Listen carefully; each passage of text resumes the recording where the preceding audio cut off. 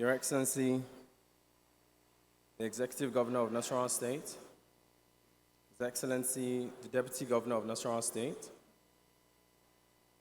our royal fathers, the Emir of Azara, the Emir of Awe, the Emir of Nasarawa, distinguished investors, my colleagues, ladies and gentlemen, I welcome you to our inaugural investment summit, the Nasarawa Investment Summit. Before I start, I would like to introduce myself. My name is Al-amin Malami. If you excuse the suit, I'm also a son of the soil from Nasarawa local government area, and I'm the Vice President on Investment and Promotion.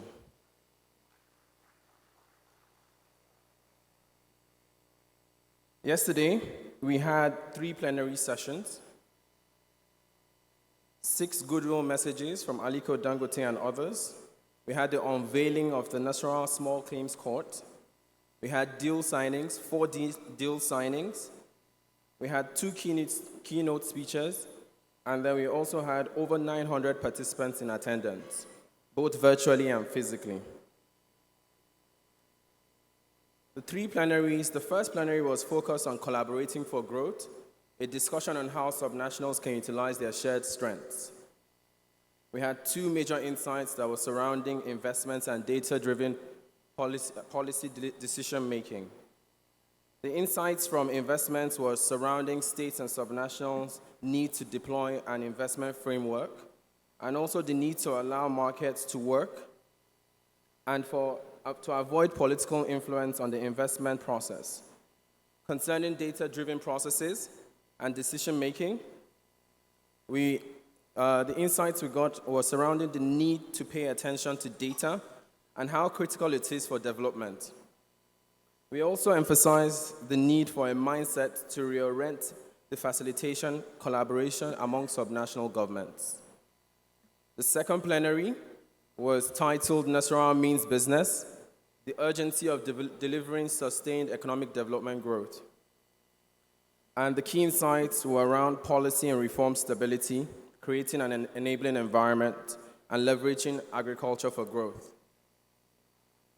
We mentioned that there's a need for policy stability, especially by the federal government.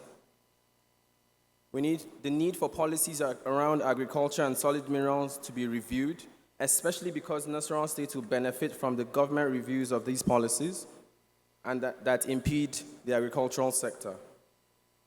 Around creating an enabling environment, we highlighted that the state should provide an enabling environment that supports business growth, a need for a clear congestion at the port so that people don't have to pay more than necessary.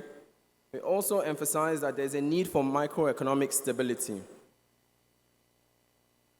Around leveraging agriculture for growth, we mentioned that the country needs to leverage on areas where it has competitive and comparative advantages, and also for small subsistent farmers to be transformed for subsistence farming and also encourage them to go commercial. Lastly, on the third plenary, which was titled around innovative solutions to complex problems, financing infrastructure and subnationals, we had 3 major insights, which are surrounding risk sharing between public and private sector players, the use of innovative financial instruments, and lastly, around partnerships. There were 4 deals that were signed at the deal room yesterday.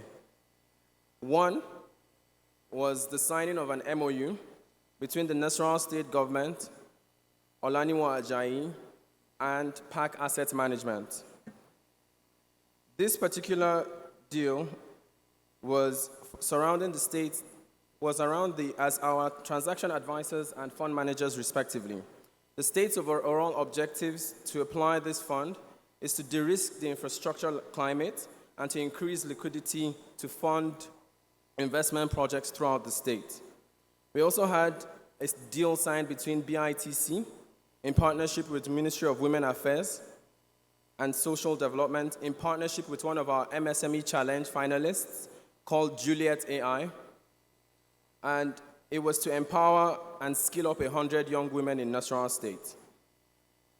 The third deal was a partnership with BICT again to deploy e-learning facilities across all schools in Nasarawa State.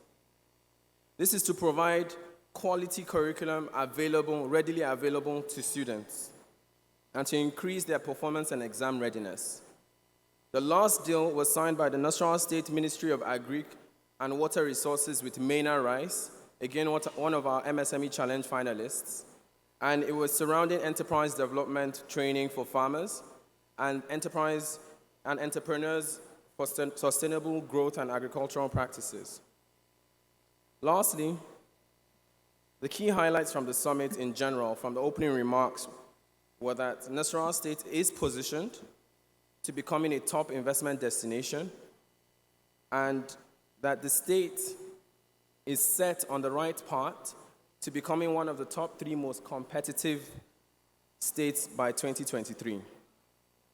From our goodwill messages, we had key insights. One of the keynote goodwill messages was that there is already available commitment from state government and focused leadership with a clear vision for our people, and we're following through with execution strategy to see it through. There's also a well-thought-out institutional framework, which we always boast about. Our PPP framework is robust enough to accommodate investors' needs. Lastly, we emphasize that government can use fiscal incentives, task laws, holidays, accelerated depreciations, and tax exemptions to encourage investors to come to the state. We thank you so much for coming to day 2 of our inaugural summit, and we look forward to seeing you. Thank you.